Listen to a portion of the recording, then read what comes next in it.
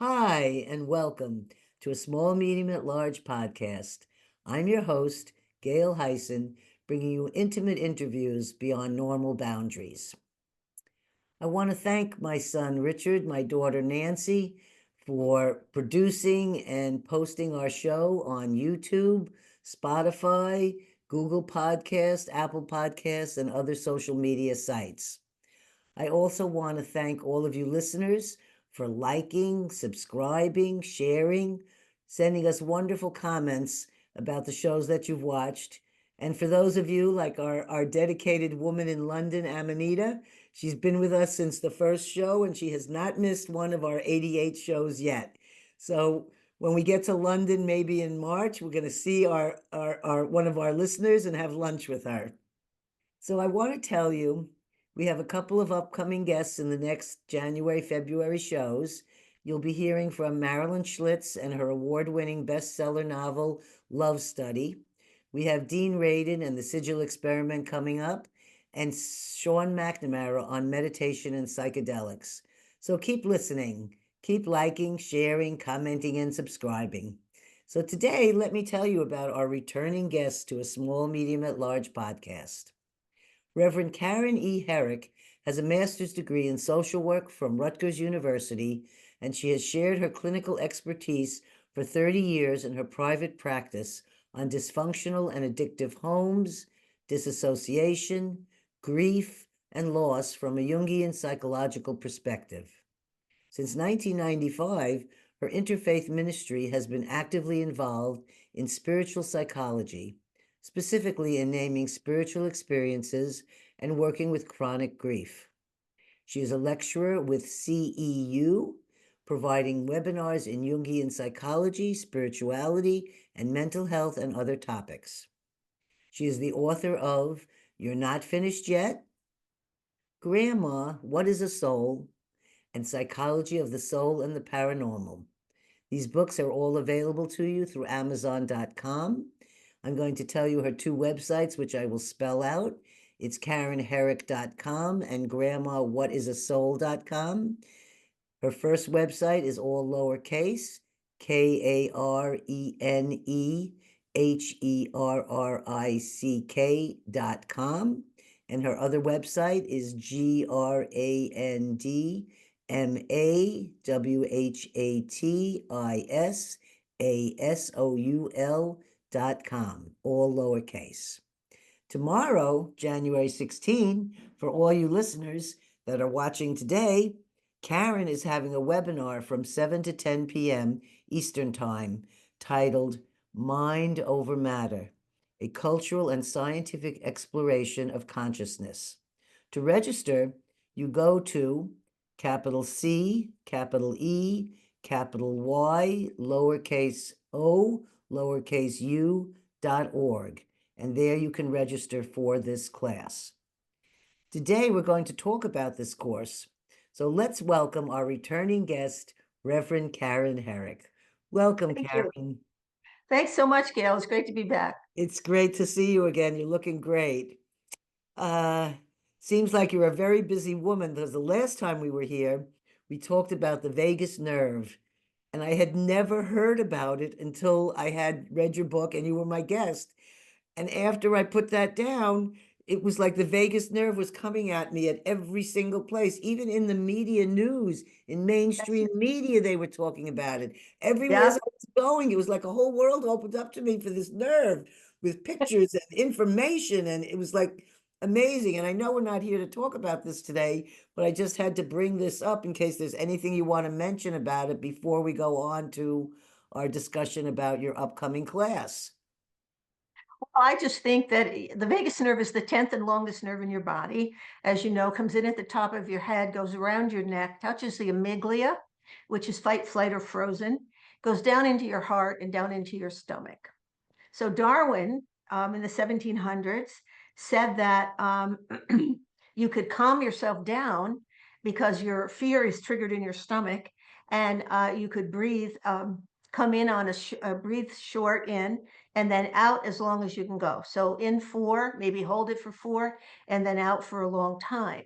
And that kind of, some people call it a yoga breath. would help calm down the vagus nerve. So I got interested in it because it was for anxiety and panic, which a lot of people have coming from dysfunctional and alcoholic homes. But then I went to Lilydale, which is a medium town in upstate New York by Lake Erie. And I saw these pictures that the librarian said nobody had looked at that for 30 years, but it was all these illustrations of this cord from the back of your neck and the cord from your stomach, and people dying and going up to heaven, and the cords go with them. So I did some research on the sympathetic nervous system, which Carl Jung says is the way that needs to be explored. They all say it needs to be explored in the future. Well, I think the future is now. And that is the way that I believe that your spiritual body leaves your physical body. And so your spiritual body goes up the vagus nerve, which would be like a tunnel. There's no windows in there. And your spiritual body chemicals and, just a different blob, like an egg blob that goes up and comes out. And when you come off the top of your head, that's when you would see the light in the etheric universe, right? So I would like eventually someday to get some feedback on that from other people that, have studied clairvoyance, because you have to be clairvoyant to understand that this happens and to see it. I mean, I can't see it. I can describe it to you and give you an illustration. So yes, I'm very excited about the vagus nerve. So I hope that more people know about it, because medical model is now using it to calm you down. And we know when we faint, that's the vagus nerve, it just stops. Okay.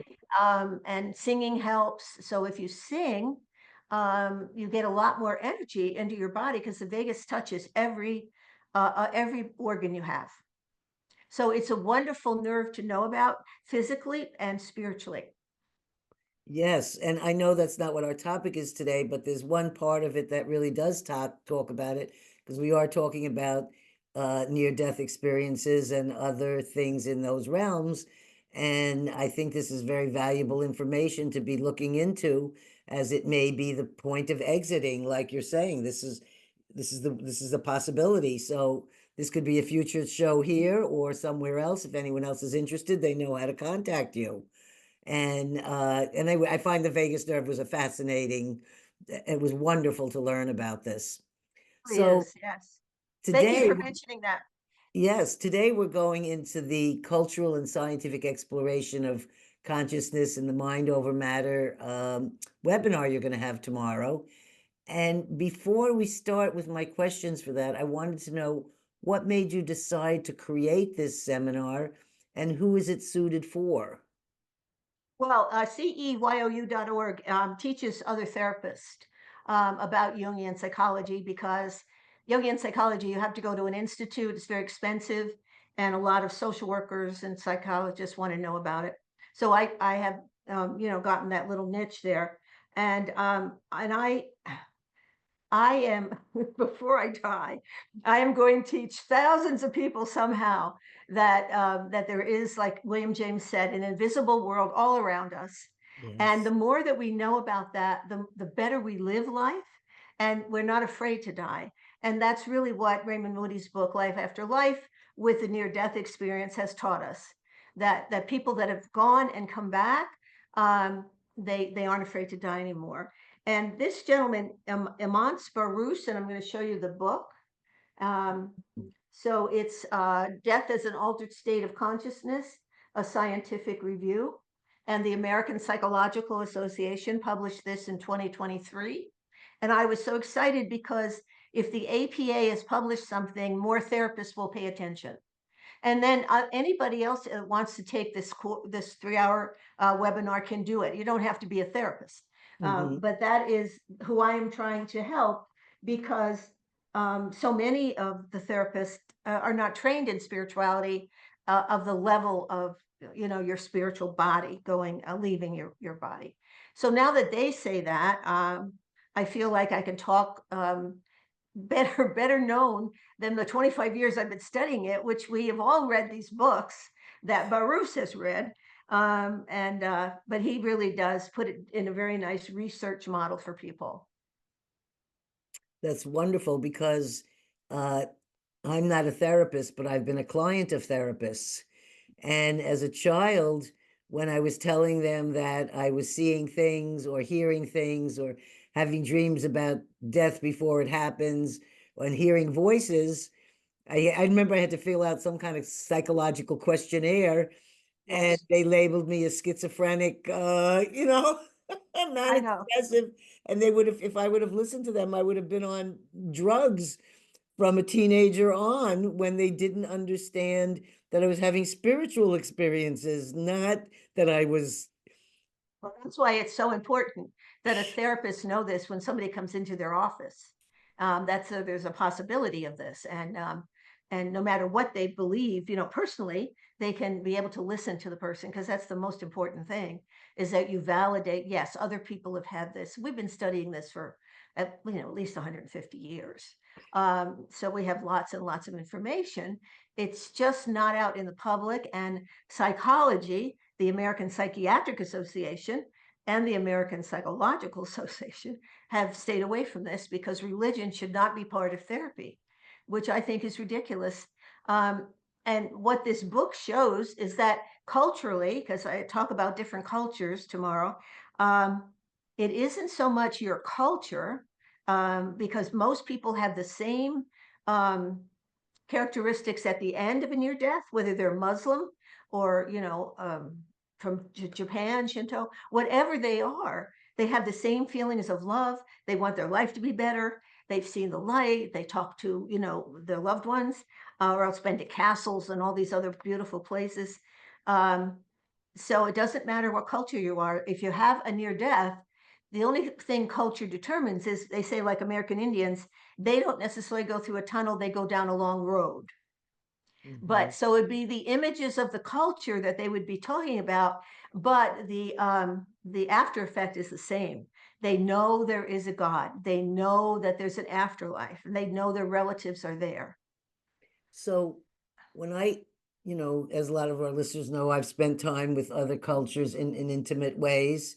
And Yes, what I'm curious about, that I felt, is that the American culture is so lacking in all of this, that the Native American cultures and the Mongolian cultures, or what, for me, these are the cultures that I've been involved with, that yes. these people, to this is a normal way of discussing or talking about things in the culture about death and all this. In our culture, it seems like they don't even want to talk about death. They don't even want to discuss these things. I mean, I think like we're sort of like more ignorant here in our culture. It seems like our culture needs to be awakened more about this topic. Well, how do To you not feel? be You're seeing not the be so people. afraid of the unknown, because William James in 1910 said that there's an invisible world all around us, and the best way to understand a medium is to go to one. Because Uh-huh. that's what he and his wife did, because they lost a toddler child. So Mrs. James took him along, and they met Lenora Piper, who you can Google, and she was correct 85% of the time, which is an excellent rate for a medium. Hmm. And they did everything to this woman for 25 years. I mean, they checked her mail, they put sand in her mouth. I mean, all these things. I would say, wouldn't 5 years be enough? The woman has a gift, and so we all have different gifts, but clairvoyant gifts need to be understood. Hmm. And what's so nice is that with Raymond Moody, he was on a PhD consultant on my PhD committee, and he's a wonderful Southern gentleman. He's still alive. He's in Florida somewhere, no, California. Anyway, so he wrote the book on 1975, Life After Life. And here are the characteristics of having a near death. So that's where they start in the book, is knowing about Raymond's book. Okay. Hmm. So number one is detachment from the physical body, peace, contentment, and a feeling of unconditional love, passing through a dark tunnel, which could be the vagus nerve, seeing a brilliant light or divine being, seeing loved ones who have died, a review of one's entire life. So they say that when we die, and a lot of near-death people have had this, it's like seeing a movie of the time you're born till you die, but many of them have also seen past lives, and they don't even believe in reincarnation. Hmm. But they've seen their past lives. Now they believe in reincarnation when they come back, which is most of the world except America, right? And then profound lessons about life and universal laws, and sometimes a choice or force to return to life to live in a new way that is congruent with what you have been taught while you've been over there. And you don't have to have all of these characteristics to have in your death, but so people have some of them. Mm-hmm. And so that's where the first place to start. And then Baruch talks about how he wants you to understand the afterlife from the view of the spirit. So when you and I die, we will not be a person anymore. We will be a spirit. And then an old-fashioned word for that is discarnate. So if you see that, that means a ghost or a spirit. So he has 16 points that he makes from a spirit's perspective. And so I am going to read them to you, and interrupt me at any time and that you want to add to this or have a question. So Okay. number one would be that the physical body ceases to function and enters the state of decomposition, which can take up to 3 days, the way I understand it. They have so many definitions now of death. It is just amazing. I Um, have, I can just do want to add something because of you saying this. I just started a workshop with Sandra Ingerman, Mhm. and which was yesterday. And the first class thing was all about seeing your body dismembered, or seeing Okay. the flesh, like what you're saying, that we separate from the body falls away from us. So she's Yes. suggesting that if we practice this idea of welcoming a positive spirit into our space when we're meditating or drumming or whatever this is that we're doing, we then imagine that whether it's a bird or our own self, or we just see the flesh falling off the bones and then the bones all separating and you're only left with the organs. I had never tried that type of imagery of really acknowledging that what is left after you get rid of all those parts that we know as us. And Yes. I thought that was fascinating. So I just had to share that. I didn't mean to interrupt. That's okay. It's good. But most people, your average American listening to that would be scared to death. Now, Ah, who wants to know that, right? oh, Because what they don't understand is that we have two bodies. We have this physical one that it gets dismembered when we die, yes, and then we have a spiritual body. Okay, so that's like an egg of chemicals and everything that's inside of us that contains our consciousness, our unconsciousness, our mind, and our soul. So mhm. that's called the psyche. Okay, and so if you really know that you have two bodies, then you don't mind if one body gets disembodied, right? But Right. otherwise, that's scary because see, they don't want to know what they can't see. Hmm. So this is why it's so interesting that Baruch talks about the Boggle threshold. And I love this term from his book. This would be my favorite term. The Boggle threshold indicates the level at which the mind reacts with a negative reaction that is caused by bizarre ideas. That's a bizarre idea you just said, and the improbability of the phenomena, right? So that's so people are going to say, that's why I wanted to educate from this book, because you have to say that I can buy and that I can't buy. And Hmm. while you're doing this process, maybe as I'm educating you for 3 hours, something will hit and show you something that you felt the presence of someone, or you feel someone staring at you when you sit in the library at night and nobody's there, but there's somebody staring at me, right? Hmm. So, okay, that could be a spirit, and your spirits are coming. Normally, they would be your relatives, and they want to tell you something. They want to be there for a reason. So the Boggle threshold is very important, that to know you have one, and where do we, need to educate a little bit more, or even are you willing to do that, right? But to anchor the threshold, I believe more education is needed. More stories need to be told. And because in my PhD research with my thesis, I had a spirituality group that ran for like 18 months, same Wow. 7 or 8 people. And those people had the higher level spiritual experiences, then just I would go to your university and I would teach a workshop for 2 to 3 hours, and we would have, well, Gail, what have you had happen to you that you think is weird that you haven't told anybody? And so they had spiritual experiences, and one of them had a near death and all that, but they just told one time so that their percentage was not as high. So we really need to be able to talk about this more. So that's why, your show is so important, because you say these things and they're like, well, I really like Gail, but wow, that sounds really weird, right? But so you are teaching the Boggle threshold and helping to open it up. And he said, idle talk and curiosity sometimes places one in a groundlessness condition of confusion. Yeah. So people just talk about it and they have no answer. Mm-hmm. So listen, telling other therapists and other people, listen to your client's story and compare that with the new knowledge you're going to get, in this webinar, or if you read Marissa's book. Okay, so we have the physical body decomposing. Now, accompanying that is a physiological shift where there is no meaningful physical behavior. And I guess that's probably what scares most people, because this is the only body they think they own. There appears to be an experiential stream of consciousness suffused with subjective qualia. Now, that's another new word that he uses, which is from philosophy. And I would just say quality. But he wants you to know it's a phenomenal quality. So qualia. And this is named phenomenal consciousness, where you have thoughts, feelings, images that are meaningful as a spirit. Okay? So while we're watching, it's like someone leave their body, like you were talking about, your animal, your dog.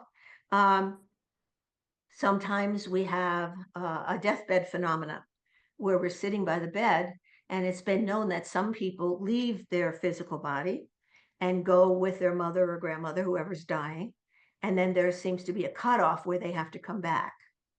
So that's one type of deathbed phenomena. Or they see the spirit leave, which looks like a ghost, right? And you were talking about the last breath, and maybe they just see a breath leave. But I've that's always, death, right? That's I've, deathbed phenomena. I think I didn't understand what that word meant, but I feel like I've been that kind of person to a bunch of different people, some I may not even know, where Yes. it's like all of a sudden I get contacted and I'm totally immersed in this person and I have no idea why or necessarily know that they're dying at that moment, but I have a complete connection with them Their and spirit. Yes. with their spirit. And I do have quite a few where one being my actual mother of birth, when she died, there was I had no communication with anyone in her family, but I called my father up and I said, Margie just died today. And he said, how do you know? I said, I don't know, I just know. Yes. And that's how it is for me with death. It's a very familiar, comfortable place. And I always seem to be somehow going with that person or being in a dream while they're dying and I'm there with them. And then I have to say, you have to go without, I can't go any further with you. I really understand that because it's happened to me so many times. Yes. And mostly with people I know that are family or close, but I've also had them with ones where I don't even know them. I just meet them for a second and I turn around, I go, oh my God, they're going to die in 2 weeks. And I just feel it all. Yes. So I That's what a just want to medium say does, it's real. everybody. And Yeah, that's called that's called clairvoyant ability. And we need I, to study clairvoyant ability more, because that's where all this happens, in the clairvoyant reality. Okay. Mhm. So the spirit has thoughts, feelings. Where am I? Many spirits feel like they're in a dream, because none of their religions say this is what's going to happen to you, right? So we aren't prepared. So near-death study is almost like a new religion to teach you. And most of the people that have had, in fact, all that I studied for this webinar in different cultures were religious. So that's good. They had a base of religion that would really help them understand. Okay. Okay, so your time, the sequence of events as a spirit occur, yet they appear to be simultaneous. Mhm. So time is all around you. Given that time is not the same, it's possible that the stream is not a stream as we would normally encounter it. I agree with him on that, because when we think here, especially in America, it's very linear. Mhm. And anything spiritual that I have felt has been circular. And so you need to think of the vortex, that kind of way energy goes. And then between you and I, there could be an oval of energy around us. So I believe the energy is more circular, not linear. Okay. I agree 100%. Right? And Yeah. remote viewing, when I started doing in 1998, when I started doing precognitive remote viewing for Dean Radin and Russell Targ, I learned that time was not what I thought, because how could I pick out and draw a picture that hasn't even been picked yet? If it's not even 3 o'clock, how could you do that? If I didn't do those experiments, I would not have learned that time is not how we see it. But I can guarantee that time is not how we see it. Yes, it is not. Okay, I have a great story. Maybe I could read that. I don't know. We'll see how much time we have. We're good. We're Okay. doing good. Okay, good. Cognition, your thinking, is sometimes clearer and more rational, as judged by the descriptions of near-death experiencers, okay? Memory appears to be intact and can include lives previously lived, although some are dreamlike. So many people who see this life review from being born till being dying, they had past lives that come on the movie, and they didn't believe in reincarnation, but now they do. So that's good. Metacognition. Sometimes problems figuring out one is dead. There's an awareness of their mental state. Now, there's a book called Leslie Lupo. She's a medium in Arizona. You might have heard of her. Anyway, she wrote a book, Every Breath is Precious. And I interviewed her one time. And she was trampled in a corral. Horses trampled her. Oh. And she watched and she said, I know I'm going to be dead. And so she had thoughts the whole time. And then her spiritual body stayed kind of floating, because your spiritual body, gravity has no effect on it. So when I watch those astronauts in space, just watch. That's how your spiritual body can go. It just flies all over the place. And that's hard for us as Americans to believe, right? If we're just going to float, well, it's okay. Anyway, so she said she came and stood by the people that were trying to revive her, right? And she thought, wow, I'm dead. I know I'm dead, but I'm still here. And I feel so good, because they say when we leave this sausage casing of a body, we feel so free, right? I'll bet And no pain. no pain, no. And I wish that's one of the reasons this helps with grief so much, is that I tell people, the people in 9/11, they didn't feel that fall. They left. Their spiritual body left. And because most people in grief will say, oh, I hope he wasn't in pain or he didn't suffer. They didn't suffer. That's why more people should understand this, right? Okay, so metacognition, problem figuring out you're dead, but she knew. And okay, so the attention seems to function the same, except there's an ability to be in 100 places at once. Okay, so you have to know that your spiritual body can do that. Okay, your affect, emotional experiences occur, but some with greater feelings of love. So everything is intensified as a spirit. Motivation, different types. Okay, so a spirit has desires they want to meet. Now they say engaging in self-improvement. So there's some spirits that go there and they want to improve and interacting with the living. They want to interact with us many times because they're lonely. I think spirits are lonely up there, a lot of them. And then they want to tell you something because maybe they died instantly and they didn't have time, right, to say goodbye. So that would be their motivations in coming to you in a dream or whatever. Okay, then in perception, they talk about mind sight, which is what Kenneth Ring, he developed that term, I believe, when he wrote the book about near death, about blind people, because they said over there they could see, but they were seeing with their body and a different type of perception. So that's called mind sight. Okay. And so the conscious, unconscious, and the mind, the psyche sees in the sense of some combination of perception and knowledge, psychological attributes to the physical, to the spiritual body. And this is an expanded state of consciousness. Okay. Communication appears to be telepathic. They try to send thoughts to you, a spirit. Self-talk. Now, he said the presence of which is unknown, but I just know from Leslie's story, she was talking to herself the whole time. Like, here I am. I'm still here, right? And decision-making appears to be the same. Meaningfulness is perceived to the extent of the phenomenal consciousness. So the qualia, right, of their experience. Okay. So death is altered along 6 of 16 dimensions. 1 to 6 is physiology, behavior, phenomenal and behavioral consciousness, time, sense, and cognition. So those first 6 are in there. The most prominent is that the behavior of the body has ceased to be emotionally expressive. Okay, they can't talk to you, mostly. Time, sense, perception, and communication have changed, but not as radically as behavior. Okay, so what they're feeling is not as strong as what we're feeling is a lot of loss.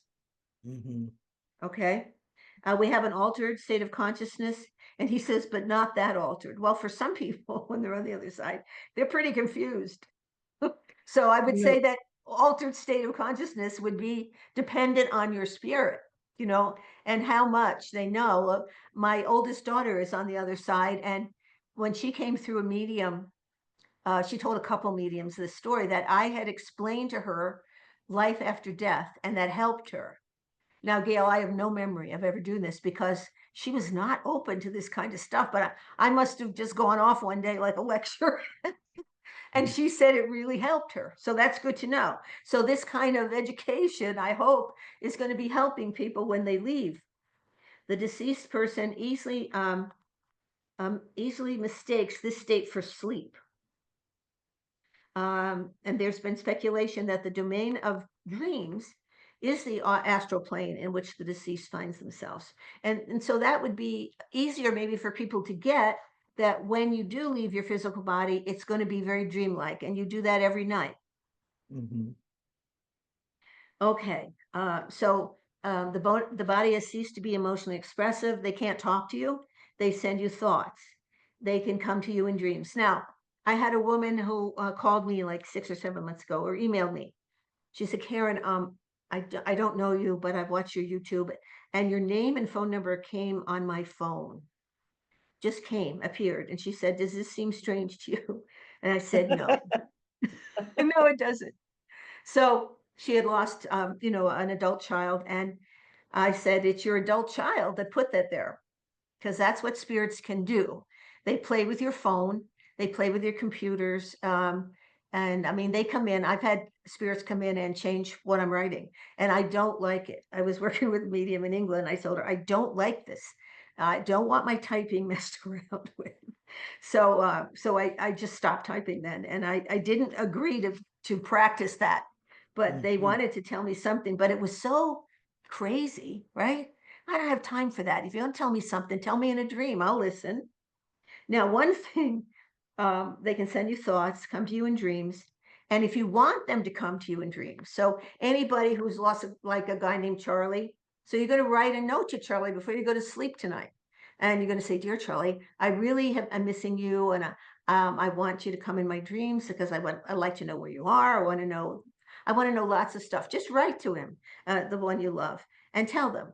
And so this woman wanted to have this relative come in her dreams. I said, well, write the note at night and talk to him in a note. That gives more intention to help the spirit come in, because we don't know how much energy they're aware they have, right? Because they have to learn all that. Remember, there was a part of the Ghost movie where I forget the guy who was the I can see his face, Patrick but Swayze. yes, Patrick Swayze's best friend was going to come over and put the, he wanted to make, have his wife become sexual with him, and Patrick was determined that wasn't going to happen, right? And so he's in the subway with this really mean spirit who says, now just push it with your fingers, right? Just do that. Well, so he had another spirit teach him how to do that. And so much of movies are so real about this ghost stuff. It's really amazing. In fact, Now, Lloyd Auerbach turned this on to I don't know if it's Netflix or which show, but it was originated in England called Ghosts, and now they have an American version. And That's on CBS on yeah, Thursday it's night. a great show. But I want to tell you about one thing because it's coming up for me as you're talking about this. I'm thinking about it being almost, and I never thought of it till this second that we're talking about it being a two-way thing, the death and the people who are left after you die, because I'm a heavy griever person and I can feel other people's pains. So if I go to someone's funeral who I don't even know, I'm going to be crying for the people that can't let out the crying. So we Okay. know who I am. I feel that and I don't hold Right. it in. Right. So, and I've lost people since I lost my first boyfriend when I was young. So I've experienced the loss of people's and the grieving part of it. Well, when my friend Jean Millay died, I don't know if you know her, but she did like the first like biofeedback and Ah, shows with the brain she could take her brain and put it into beta, delta, theta, and then she'd be hooked up to a machine and the lights would show the different things. yes. Well, when she died and she was here at my house, where she would have liked to have stayed, I think, at the last few weeks of her death. But I felt like when I was caring for her here, that she should go to be with her daughter in Hawaii. That's the real person she should be with, even though I love her like a mother and I know I'm like a daughter to her. And when her daughter called to tell me she had passed, and it was about 6 weeks after I'd put her on the plane to go there, I never experienced the grieving that I've had when I've lost other mentors or people who meant the world to me. I mean, she meant the world to me. It wasn't like just somebody I Yeah. met and I liked her. And I couldn't Right. understand why wasn't I having my gut-wrenching grieving? Instead, I was feeling more like joyous or something. And I came to find out that in her time of passing, she decided she wanted to have psychedelics put into her food tube, into her feeding tube. And she had passed, just like Aldous Huxley, on psychedelics at the moments of death. Okay. And I experienced, and I kept saying, but I love her so much. How come my heart isn't wrenching? How come I'm not crying my heart out here? I'm feeling the sadness. So I think there's something that when a person dies more consciously, that maybe the people who are attached, I'm only thinking this now while we're talking, so it's new. I like it. Maybe something happens where the grieving is a little different because they're not tying on to you the same way in the No, invisible. and it sounds like you were feeling the joyous energy she was feeling. Exactly. Yeah, that's And I've possible. never had that before, the death. But yes, energy is transferred. Yes, I believe that. Absolutely. So if we could die more consciously like she did, then the loved ones around us may not have that same kind of everyone's still going to grieve. There's nothing wrong with grieving. It's part of the process, but it was a joyous grieving, if that makes any sense. Makes a lot of sense from what I know. Great. Um, I'm sorry I interrupted. I had to. Now, these interruptions are excellent, and most people are going to really benefit from that. Now, spirits can send unusual animal, insect, or bird behavior. Now, so that's wonderful. And then I just recently in January last year moved to Nevada. So I'm talking to somebody, and they tell me these stories, um, that somebody has lost their husband or that they know of, and they have dragonflies come into their life and they just love dragonflies because they believe that the spirit is sending them this message. So I'm doing some research and I read that through a medium named Eric, the spirit who died as a 20-year-old, and he is able to affect physical reality to pull off his pranks. So this is just a 20-year-old spirit, including those involving insects. He has claimed that he can steer anything that can fly, but prefers different colored dragonflies because he finds them pretty easy to steer. He Mhm. does this by using his energy to manipulate the energy around the dragonfly. Um, he gets together with his deceased grandmother and aunt, And his grandmother likes to steer monarch butterflies because she thinks they are pretty. And his aunt likes tattered moths. The purpose of doing this, according to the spirit, is to chip away at people's skepticism bit by bit. Mhm. Now, but the fact that that is in a scientific APA book, that there is a spirit that can do this, because what happens to Americans, Carl Jung said this, is that we say, oh, it's just your imagination. And he got so tired of that because he felt imagination was so important and that we needed to use it. And your clairvoyant ability that you have in, feeling people when they die, et cetera, et cetera. We have intuition, and that's a form of clairvoyance. And what we have to know is how to make our intuition, better for us. Like I had a robbery once in New York City, in the car. I'd been at a conference. I have all my neat jewelry and all my computer and everything. And I said to this friend, we were down in the village, let's go to New Jersey and have lunch. I don't think we should have lunch here. I think this car is going to be robbed. And she, oh, come on, we got a parking place and everything, We said we were going to do this. I said, all right. So I was codependent. I let it happen. And so we get back in the car after 2 hours. We drive home. We open the trunk. It's completely empty. Oh, God. And I said to myself, that voice needs to be louder, right? But then I said, after a couple of days of this, no, you need to listen better. And that's what we have to do. We have to almost keep a diary of your intuitive times. And then you'll know, hey, that's a pretty strong feeling. I'm going to believe in that, right? Yes. Okay. And So, experience is the best teacher. That's what one of the, like, I didn't believe in spoon bending, even though, I saw pictures and this or that. But when I actually bent a spoon, I realized, oh, so I can understand these skeptical people. If you've never had any kinds of experiences, it's hard to grasp.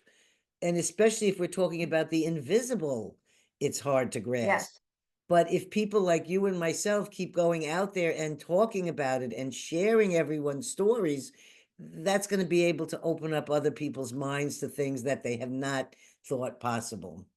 absolutely. Education where really helps your Boggle threshold. Now, this is an Albert Einstein story I got out of Bruce Grayson's book called After. And this helped me understand the theory of relativity. And so I think we need to know that in order to understand all this other stuff. So Interesting. there's a man named Heim, Heim, last name, and he was a professor at the Zurich Polytechnic Institute where he taught geology. And one of his students was a teenager named Albert Einstein, who took at least 2 classes from Heim, and he later described a letter to Heim's son as magical. So this is Heim. He's up, like many people in Switzerland do. They go skiing, and he falls. Okay. All right. So when he was falling, it was to his shock a beautiful experience. He reported being astounded that he was feeling no pain at all. What I felt in 5 to 10 seconds could not be described in 10 times the length of time. All my thoughts and ideas were coherent and very clear. So this is how time is different when you're in your clairvoyant body. Got it? Mhm.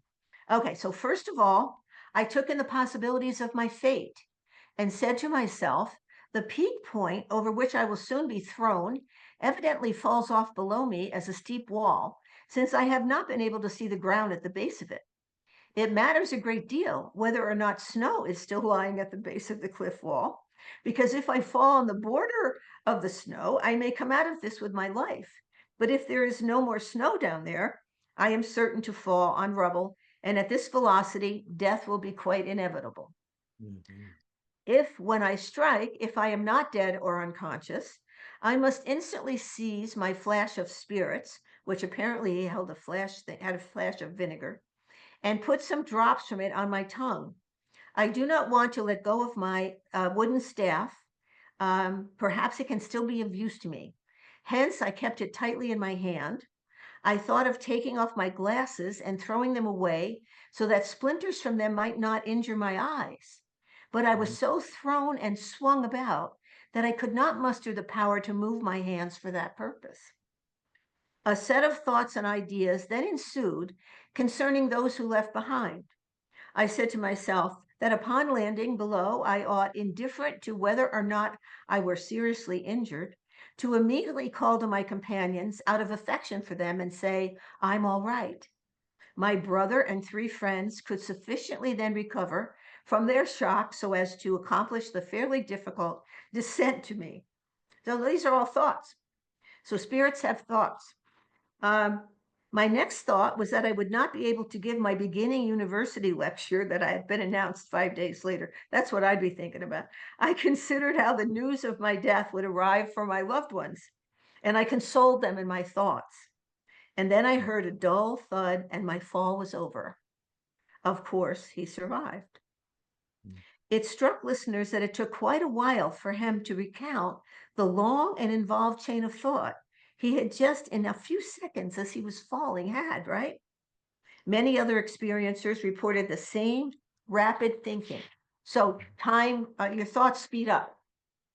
Now, a decade later, Einstein published a revolutionary paper describing his theory of relativity, which proposed that time slows down the faster you travel. Now, this story proves that, right? It is impossible to know for certain whether this is anything more than coincidence, but it started Bruce Grayson wondering whether Heim's account of time slowing as he fell faster and faster lay quietly in the back of Einstein's mind and eventually influenced his idea that time is not constant, but varies according to how fast you are moving. Now, I just love that for us normies down here, who haven't studied physics. I just thought that was a wonderful, example. And then because you had your dog story, I want to give you my dog story if possible. Okay, I just have to tell you, I don't know how come this keeps happening in each show, but my husband is the keynote speaker that we're going to Spain in March because he's giving a talk about gravity and and it's all the scientists that are interested in the things that you were just talking about Einstein. Right. Well, I can send you those sheets if you want. I Because bet I my thought husband that would love to read that. it was a wonderful story, right? Yes. Okay, so I'm going to first tell you about telepathy. Now, telepathic communication, which is what William James thought was happening when you went to a medium, that the medium was reading your mind about the deceased, and so was repeating back things you already knew. Then the people that were going to a medium were getting information they didn't know. And so they were going home and asking grandma and everybody, is this true? Yes, that happened. Well, then James and his colleagues said, where is that coming from, right? Never occurred to them that the medium has bigger chakras than the rest of us. That's known. And so you're more clairvoyant, you get more information.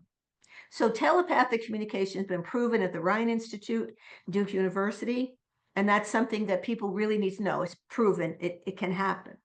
Now, I helped prove some of that okay, because good. I worked with the neuroscientist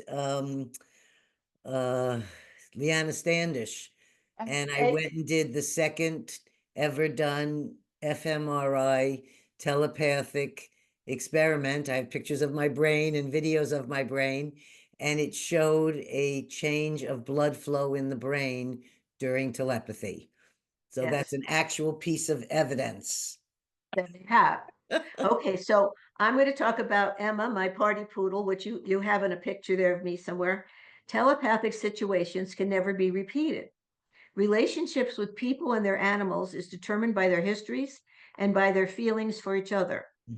Emma felt if she tried hard enough, she could make me understand. I was really worried about a 53-pound dog putting herself directly in front and behind me, which was dangerous. It only happened once and it was meaningful. Now, Lawrence LaShawn, in his 2004 book, states that Emma and my relationship should be studied in relation to each other. Both of us had simultaneous assigned meanings to our behavior. ESP is like lightning because it's an emotionally laden relationship, and there was a need to communicate. It is a sudden connection between two bodies of their respective electric condition. And we were acting in a rhythm, and our connection created meaning. And this happened in leaving the sensory reality of desserts and went into the clairvoyant reality of a message about a dessert. Okay, so I'm going to read you the story. It was Halloween night, and my friend and I were going to go to a movie, but we decided to stay home. And I had a Hurricane Sandy house that had like 20 steps, and these teenagers came up the steps and they had hoods on. So I said, if you take the hoods off, the dog will stop barking because she doesn't like hoods.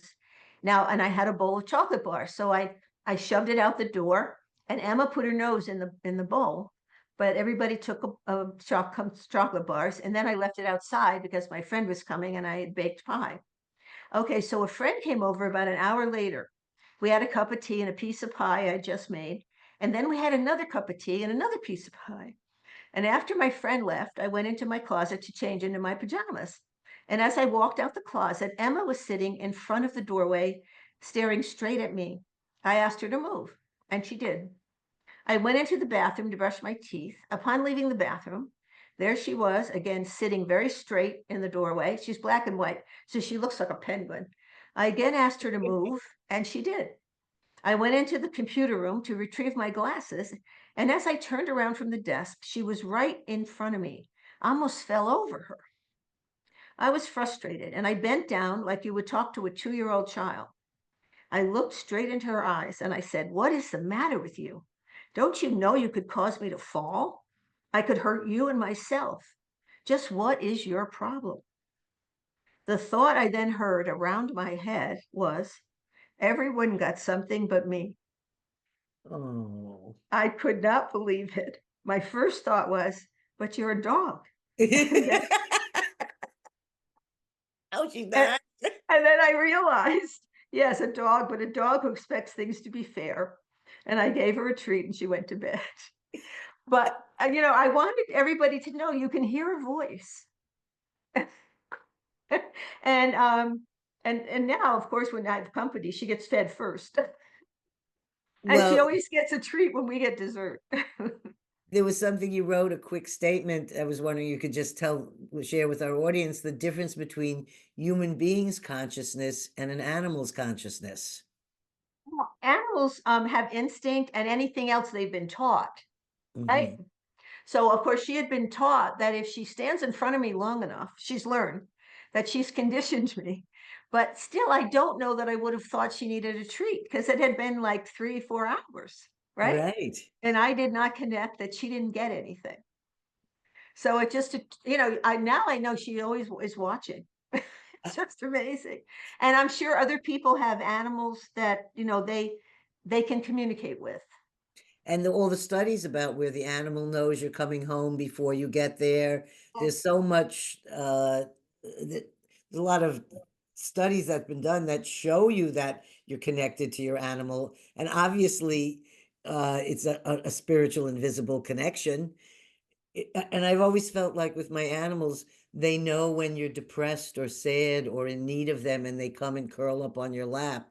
They They they do. know how you feel. And for a little while, I was testing my dog where I would go into another room and I wouldn't call the name verbally, but I would call it from my heart with love and see if the dog could pick up my communication. And it's so satisfying when they do, and you realize you've really connected. And you forget that they don't talk English. Well, you do. And really what people need to know is it's energy that makes us people. We have this Yes. energy. And of course you have the sensory reality where you and I are talking today on Zoom.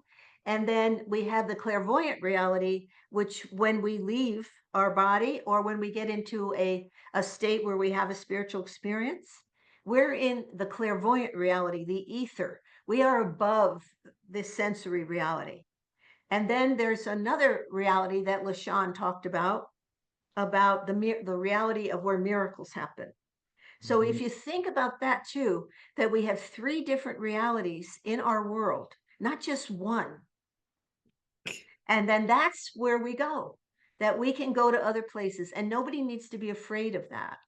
Um, and many people who have had spiritual experiences, they wait a while before they tell anyone, Mhm. because of course that is the fear that they're mentally unstable. And of course, none of that is true. So I really hope that watching Gail, because I think Gail's a wonderful educator, because she's so down to earth. She's very down to earth, and everybody just loves her. So you need to know she has clairvoyant ability. That's what it is. And those are the people we need to be our future scientists in this area of spiritual experiences, I believe. Mm-hmm. And so people have to get to know mediums. So that's another thing that I teach in this webinar is about mediums and where they study in England, and that, you know, mediums are born with this gift usually, unless you have watched that CBS Ghost show, which is wonderful. And the young girl who inherited the bed and breakfast place fell down a flight of stairs, and when she came back after 2 weeks, she can see the ghost. And it's a classic film from England, and we must have bought the rights to it because I watched the first English show on television, and we had the same 6 shows, although they have a I don't know, maybe a man from you know, from way past in civilization. We have a Viking, you know, Right. so we've Yeah, they had a just changed. Neanderthal, Yeah, right? the Neanderthal, right? So we've I just changed. But I watched that show, and you told me once that somebody died that you know, that you knew of, and he was a he, I think, and I think he was Asian, been a friend, and that he went through you. oh yes. Remember that? And you didn't I feel good. can't forget that because I don't it's a physical feeling. I had a Yes, physical feeling. I was standing in my kitchen.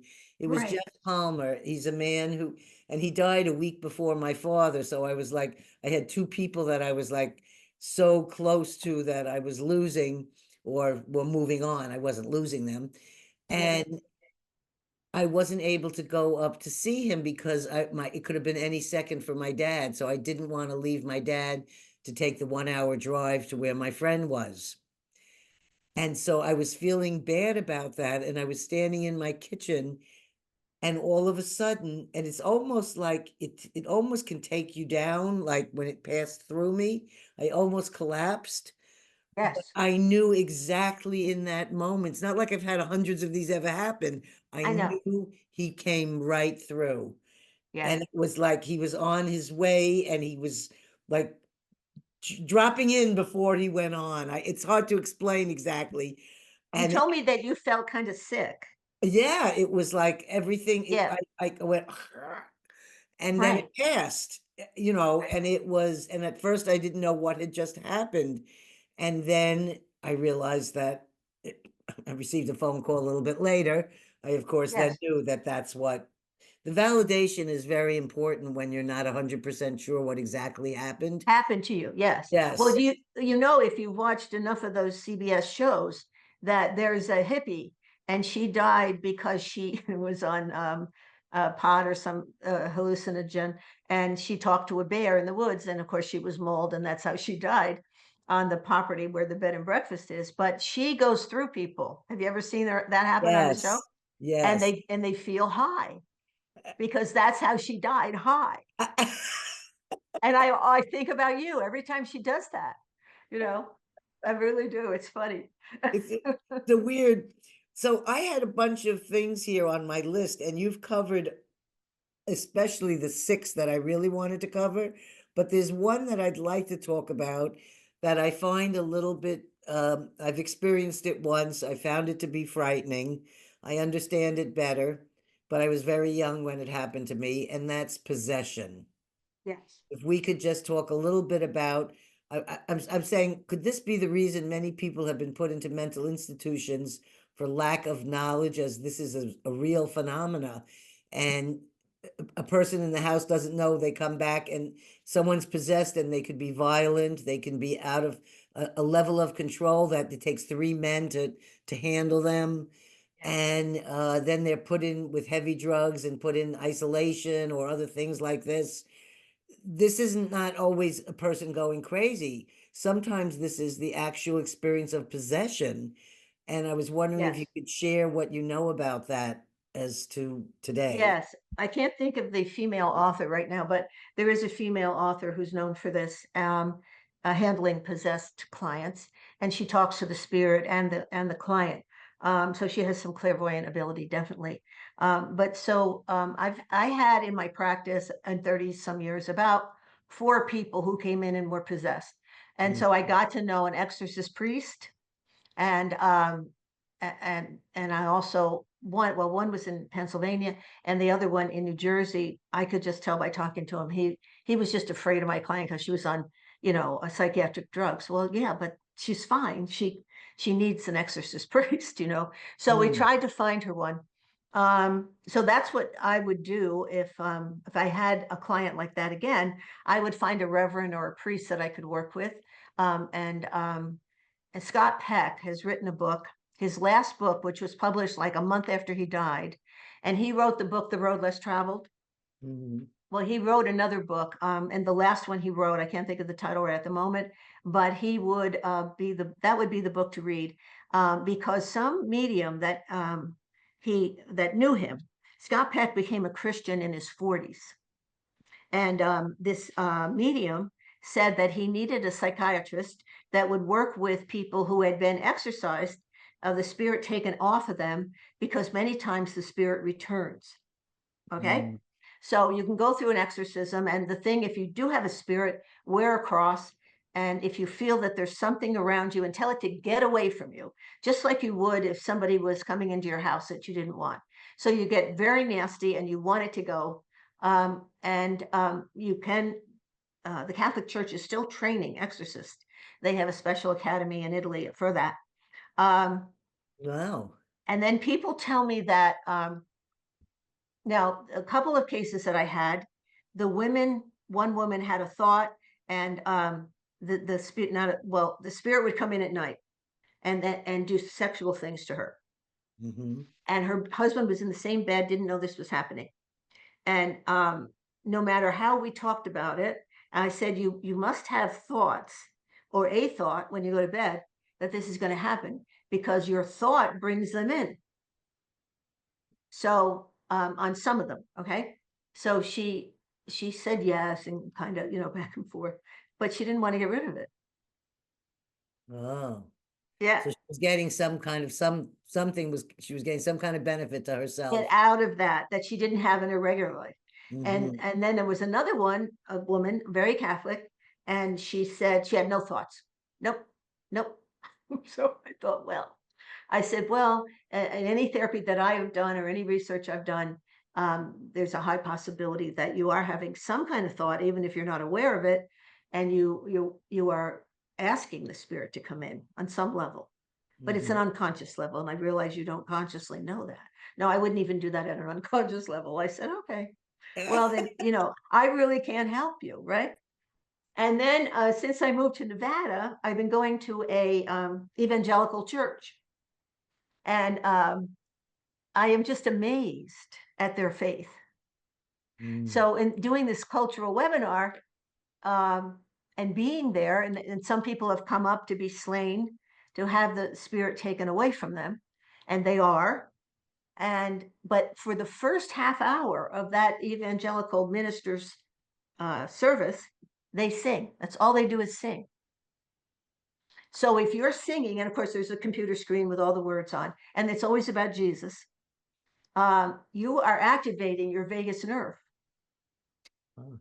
And 30 minutes of singing like that, and they, especially if they play some of their favorites, most people don't realize they're getting ready for something to happen that's clairvoyant. So well, it's like chanting.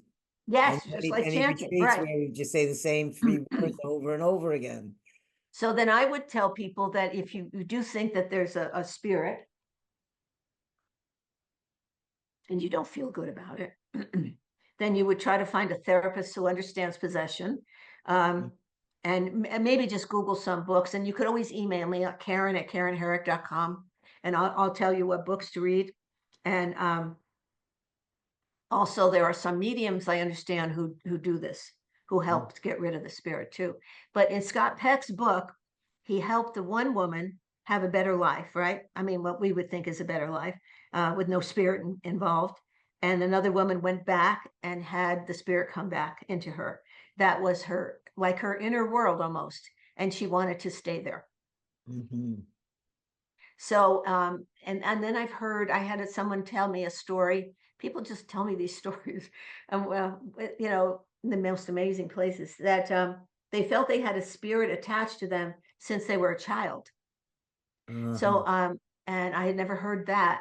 But I'm out here in the country, so I'm going to hear more of these types of stories. Um, I wonder and if that was their higher self, or if no, no, no. this was not a very good spirit. Oh, But oh, okay. and apparently the person told their mother, they weren't religious. They didn't go to church um, of any sort. So, but that eventually it was a man, and in his like over 60, he went to an evangelical minister and took the spirit away. But he said the spirit was always there with him. But I also, you know, asked him a little bit of questions, and it seemed like he was very afraid in his childhood, right? So if you're afraid and you're constantly worried about what's going to happen, that's when that's kind of energy, which is dark energy, is going to invite a type of negative a spirit on you. And you know, as a child, he was always afraid. Hmm. So that's basically what I know. And Well, let me ask you that, one other question about that in possession. Uh, do you find people, because you've studied all these different alcoholic families, hmm, and I'm wondering, I've always wondered where I've families, if anything with alcoholism opens up a place where spirits enter them that are negative because they're very drunk, or they're kind of not really attached to their, but I've yeah. never been Well, a no, person that's who true drank because alcohol, but I've there is seen an it. opening of negative energy because they Right. are in depression, right? And because alcohol is a depressed state, the first drink lifts us up. Every other drink after that takes us down. And so many people drink for that first drink feeling, and you only get that in the first drink. And many times, and especially you've been drinking 20 years, you don't even get it then. You're just drinking because you want the escape. So are those people more vulnerable to Not negative that I, the not spirits? that I found, and I worked with a lot Oh, of alcoholics and drug addicts. good Now, to know. I worked a lot with them, you know, of course, coming into recovery, but mostly in recovery too. So, but they never told me a story like that, you know, Hmm. that they had felt, you know, Like somebody, disposed, you know, to a yeah. negative. Yeah, I did. So I didn't find that, but you know, maybe someone else did. I don't know. Hmm. I was just curious because when I've seen him in that kind of condition, I Oh thought, yeah. oh wow, something could enter now and really become, they could become angry or violent, or some of these things that may not actually really be them, but it's their body being used. And so Because many, you know, you're bringing up such a good point about psychiatric people, because in 1994, there were a committee of 3 psychiatrists from San Francisco who sent a proposal to the American Psychiatric Association for a new diagnosis. And they said they wanted a diagnosis called psycho-religious and psycho-spiritual problem because they found that so many people in the psychiatric ward at their hospital were having spiritual experiences. And it was something like a 14-page uh, proposal to the Committee on Religion. Now, who knew the American Psychiatric Association has a committee on religion? But they do. But what happened was, and they, in 1994, you had to have statistics, or you couldn't get in the new diagnostic manual because the diagnostic manual changes about every 5 years with supposedly what we see in our offices. So they were seeing this in the psychiatric hospital, and they've had proof that 30 to 40% of people in the United States and Great Britain were having mystical or near-death experiences, mhm. right? So what the APA did was they completely dismissed those statistics that got it in the book. They made it a V code, and it's only 1 inch. It's not 13 pages long. That tells you the whole story, different stories, right? And therapists don't use V codes because they're not paid. Mhm. So we have that, and now we have this 2023 book by the American Psychological Association. So hopefully, and this gentleman, Baruch Samad, he had a medium for 9 years come into his psychology classes, and they loved it. The students loved it, right? And then his dean found out and said, no more, no more medium. Oh, So you see, where, we really need people to know there is this clairvoyant reality and we're not crazy because we can feel it. Mhm. Uh, there's something I didn't know about, I have never experienced, but I was just listening to about where people smell color or they have a Yes, sense that, and then all of a sudden I forget what you call that. What do you sense? synesthesia. Yes, I didn't know anything. I've never had that experience. Right. See, I had everybody so has, many, but that's one I've never had. right. And so to make a diagnosis, in my thesis, I proposed a DSM diagnosis, and it just came to me one night. And so someday I'd like to share that with somebody because you need a committee, right? Mhm. To really name, because we have so many different lists. We have, list of a mystical experience and list of a religious experience. And now we have Raymond Moody's list. And now we have 16 other things on the list. And really, I mean, so what we need to do is, have a committee where we can decide psychologically, what happens and the different levels. So, I mean, he's starting to do that by telling us, all this like after death phenomena and possession and reincarnation. He wants us to know more about reincarnation.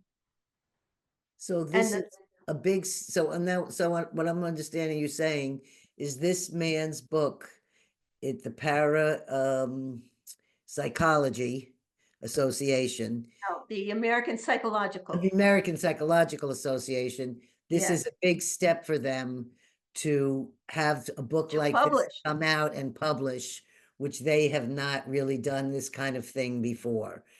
Oh, we've had all these other books come in on paranormal. We've all read them, right? Oh, so this is wonderful that you're bringing this out to everybody, to people that wouldn't even know this was going on, who weren't involved with the Yeah. Psychological Association. Yeah, they don't.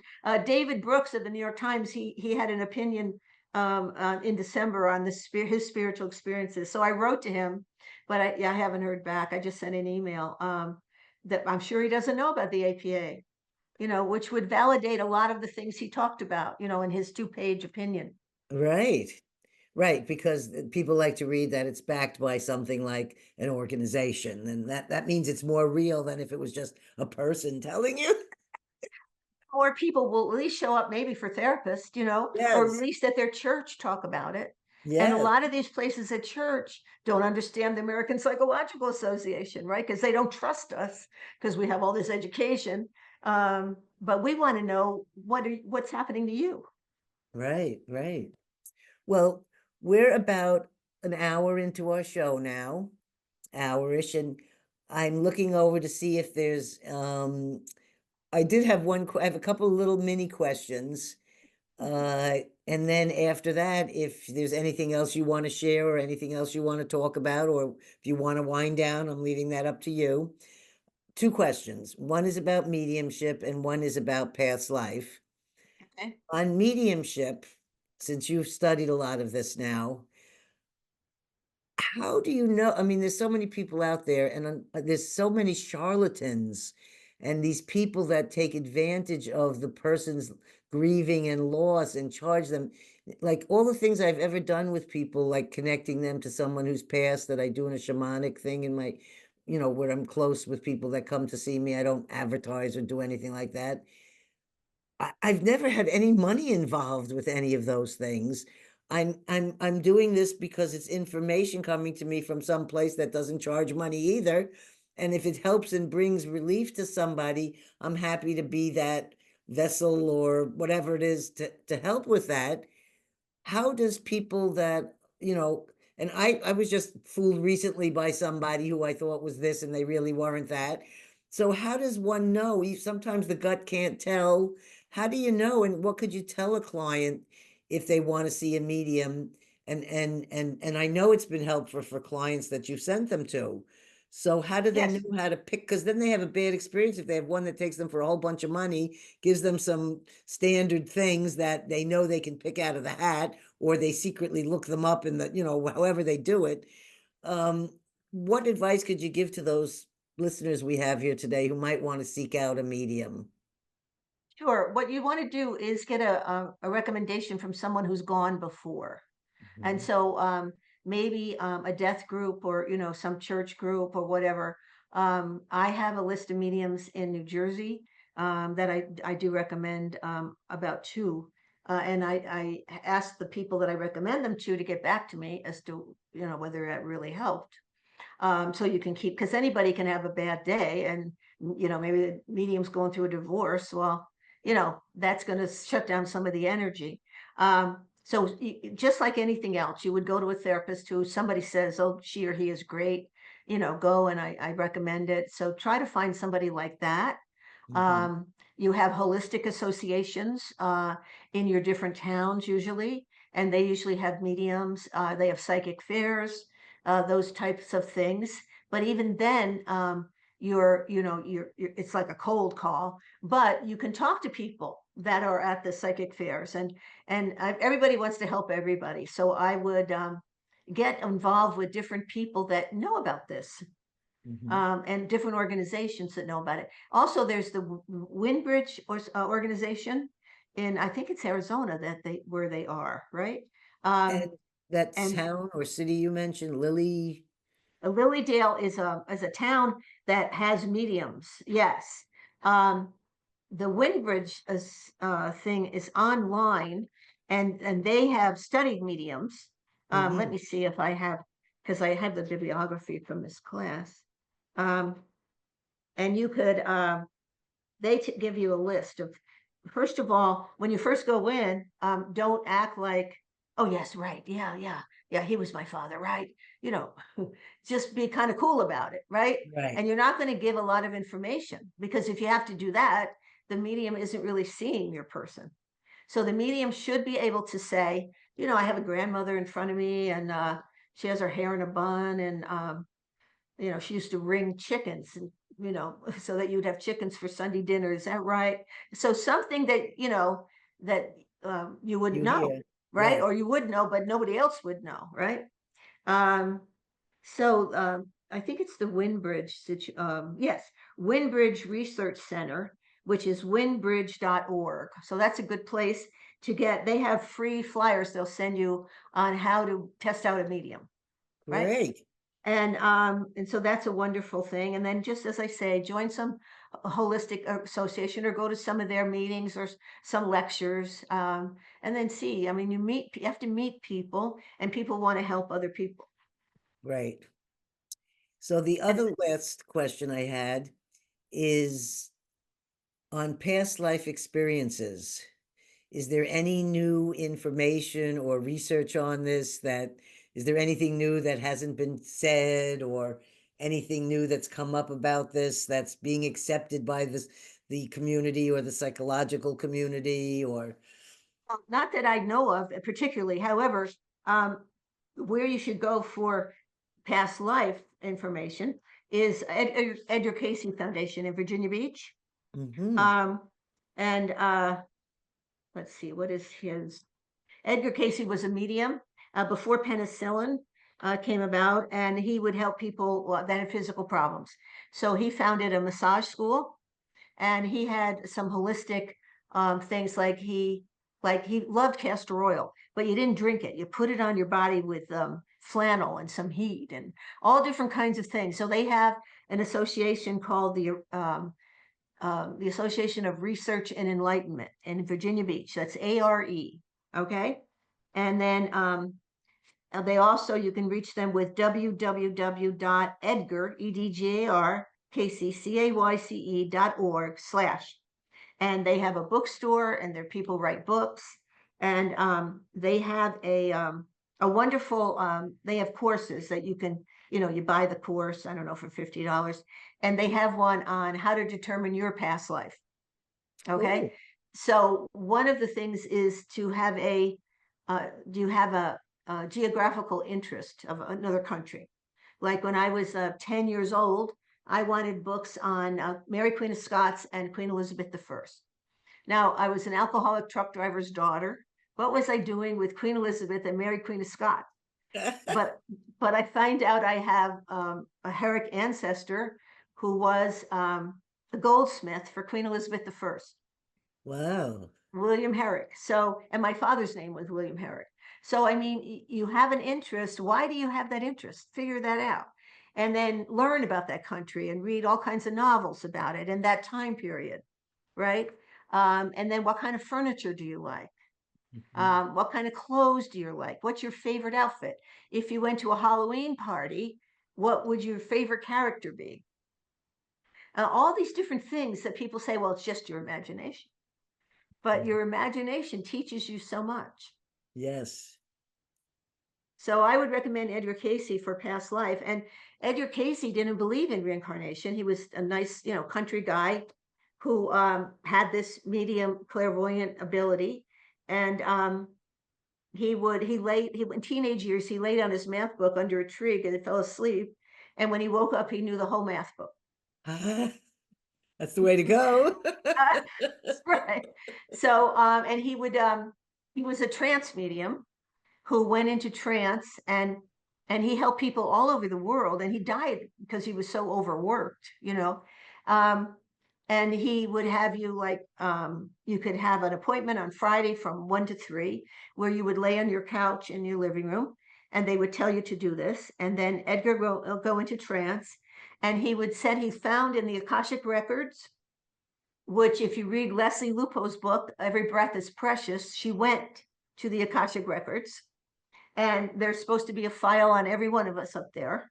And, he would say, well, you have this hip problem because, in a past life, you were a Roman soldier and they put a sword through your hip. And that's why you have pain now. And that's another thing to try to figure out are the different physical problems that you have. Because I happen to have a granddaughter who's, what do I want to say? She's in the same state as Christopher Reeves, except she's disabled. She's off a ventilator, and she's an artist in Santa Cruz. And I called. I was at the Edgar Cayce Foundation. I used to go there at Easter. They have great Easter service. They have a conference that starts on Thursday, and then you have a Easter service on the beach at 6 a.m. and then you go home. And it was great. So anyway, one of the guys there found out about Sasha. I think it was when she first was disabled. And he said, you should call this Seminole Indian in Florida. Now, he only takes calls from like 3 to 5 on Monday, Wednesday, and Friday. And he would be able to tell you about Sasha.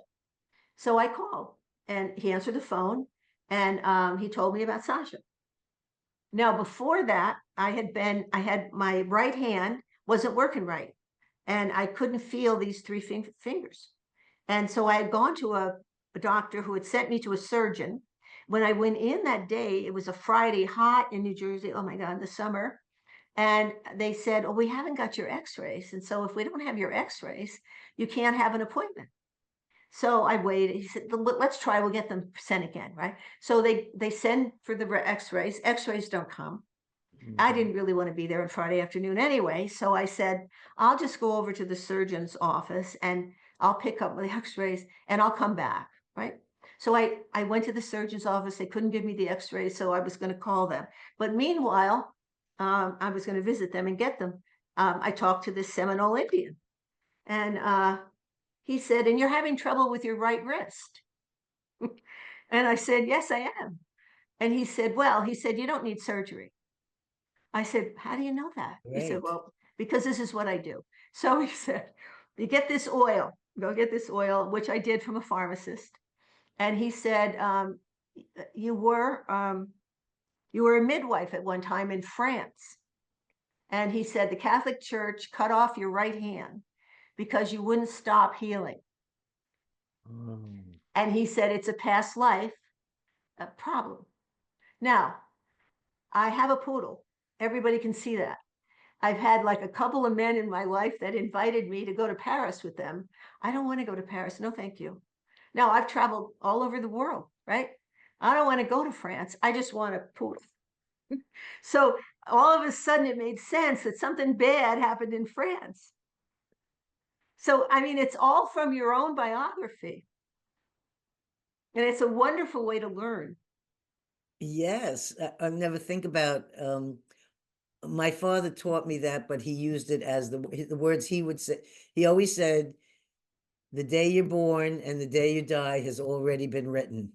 So don't bother thinking about when it's going to happen because it's already been decided. You're not going to, it's not your decision. It's been made already. And he also said that,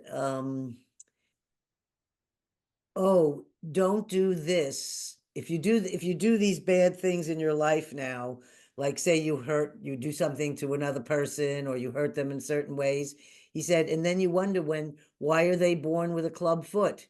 Well, did they damage some other person? So he would always explain it to me as a karma thing, That's not karma. as That is another karma. life. Yeah. And Yes. um uh I try to not think that there's a judgment on negative and positive or dark and light, or that it's all part of the whole thing. And it's really my near deaths and extreme illnesses or whatever I've had growing that makes me who I am today. So that suffering taught me a lot of things. So I don't judge it as, oh, I wish that never happened to me. It's Yes. part of the plan. But Yes. It's your the trial karma, by fire. yeah. Yeah, that's what Jung said. We all have a trial by fire, because clients will say to me, well, why is this happening to me? I said, well, I don't know anybody who hasn't had some kind of trial in this life. And I think you come in here sometimes to suffer. And that's what Carl Jung said. But you have to figure out how to change that. How are you going to change your karma, which are consequences? There are Mhm. consequences, right? So if you think about it like that, um, that's the way that I try to think about it. And okay, this is just another instrument for me to grow somehow. And so I'm going to try and have faith. And since I've had a spiritual experience where the Holy Spirit came in, I know there is a God. So, Mhm. because I felt that. And then I went to Egypt and I was taken to a church because we had 2 hours we could go somewhere, or at least, well, 3 hours. And so I told the guide, I want to go to this church where the Virgin Mary appeared, right? Um, okay, so because they said we have 3 or 4 hours of time in Egypt because we had paid extra to go in the pyramid to meditate, all this stuff. And I thought, oh, well, I saw that in a newspaper ad, not ad, but story about the Catholic Church believed it. So they built this cathedral.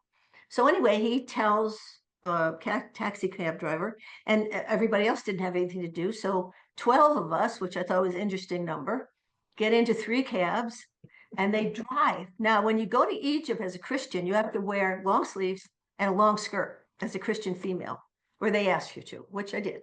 And so an hour in the cab with no air conditioning, and you get there and it's not the cathedral. So somebody in our party spoke Italian, and they found somebody in the church that spoke Italian. And they said, no, the Virgin Mary had never been seen here. And I said, no, I know it. It's not the right place. So we're walking around outside. And anyway, and I come by this wall. And by this time, 2 of the cabs went back, because if we hadn't been back by 4 o'clock, we couldn't meditate for the extra time. So anyway, I see this sign. It says St. Barbara in English, and it has a little explanation. And I have an Aunt Barbara. So I thought, wow, I didn't know there was a St. Barbara. And then I look to my right, and it's like subway stairs, right? So I look down there and I see like a street, and it has a banner of the Virgin Mary and Christ. So I said, come on, this is it. So we go down there, and then I wear silver jewelry and all that. And Madame, there's store. It's another world down there, just another street.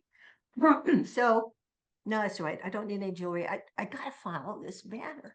So I did. And you come to a church, was not a cathedral. It was held up by 2x4s. We go down in it, and my fiance at the time and this other couple sat down to pray. Well, I'm not in a prayerful mood. See where the Virgin Mary appeared. So I go up by the altar, and there's this drape, right? So I push the drape pass apart, and there's this lady that appears on my left, and she says, you can go in there. I said, you speak English? She said, yes. I said, you speak lovely English. She said, well, thank you. I said, well, what's in there? She said, well, it's the apartment where the Holy Family fled when they were getting away from Herod. So you have to realize I'm hot. I've been running around. So I said, which Holy Family? He said, Jesus, Mary, and Joseph.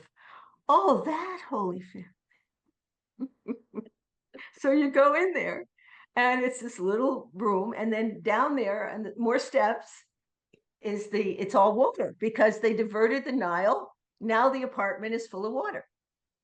But this was the first Coptic church in Egypt, right?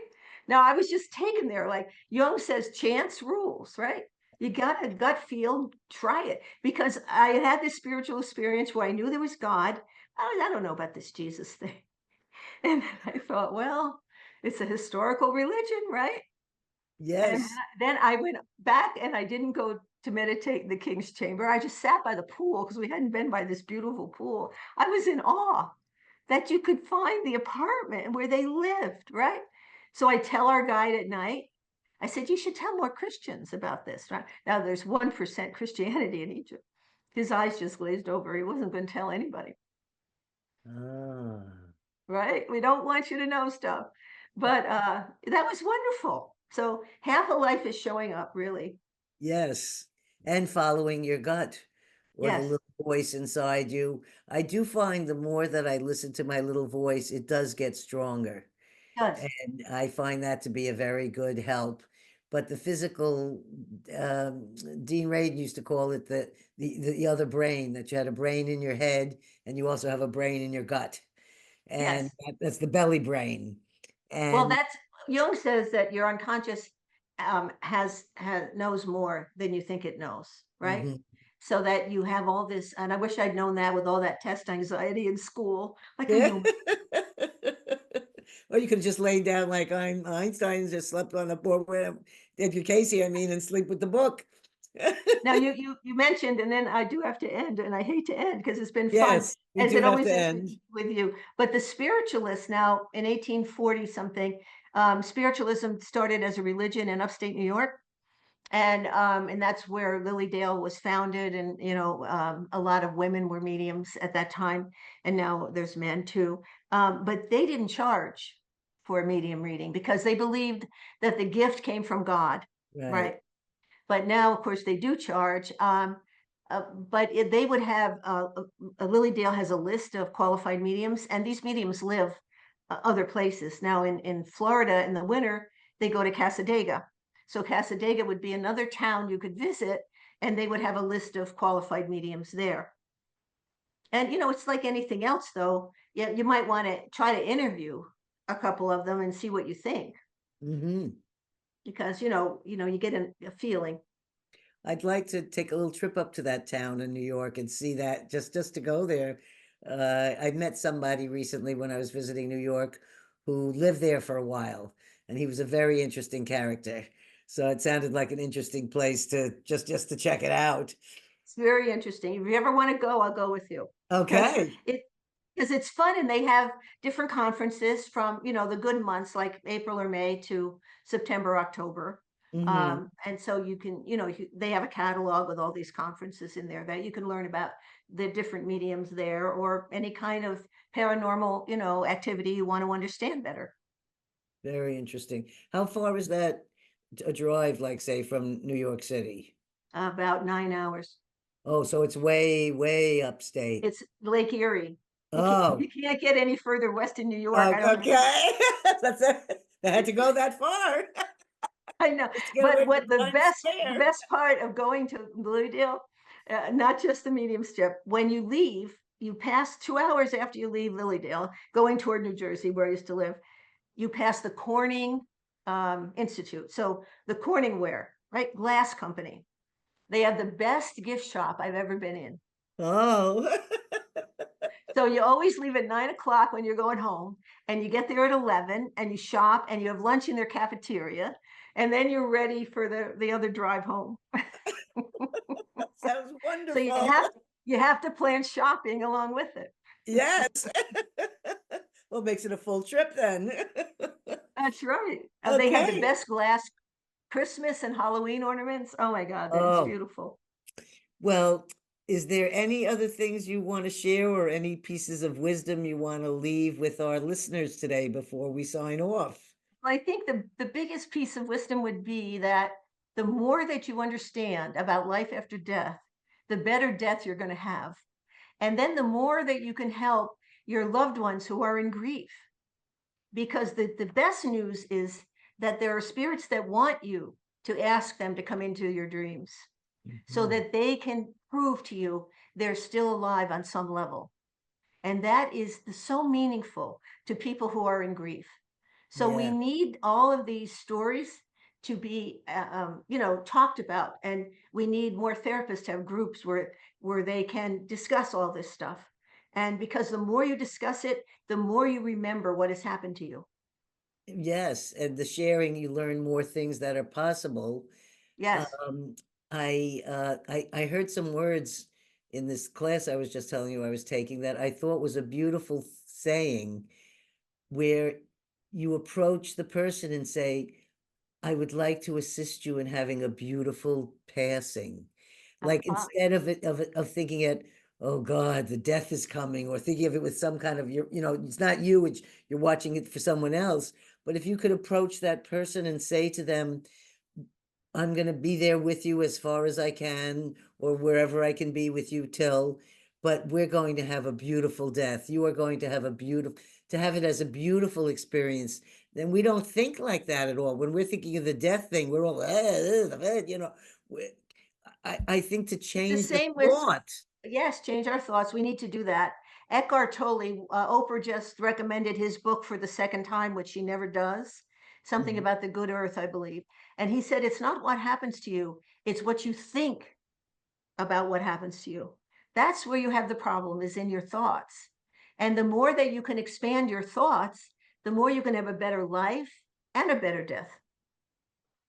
I think these are beautiful things, and all of us are going to die. It's not like we can miss that. You know what I mean? It's going to happen one of these days. Right. And so educating and experiencing any of these experiences. I remember we did a retreat with Stephen and Andrea Levine on death and dying. And during the retreat, they did something that I thought was so silly and I couldn't understand it. And now I do, because I was in my 30s then. And it was where you had to pretend that you were the person that was dying, and you had to let the person opposite you, and you would each take a turn doing it. They had to feed you because you weren't able to feed yourself. And so this reversion of having to be like a baby again, where you maybe have to be diapered, where you have to be fed, how do you graciously accept that?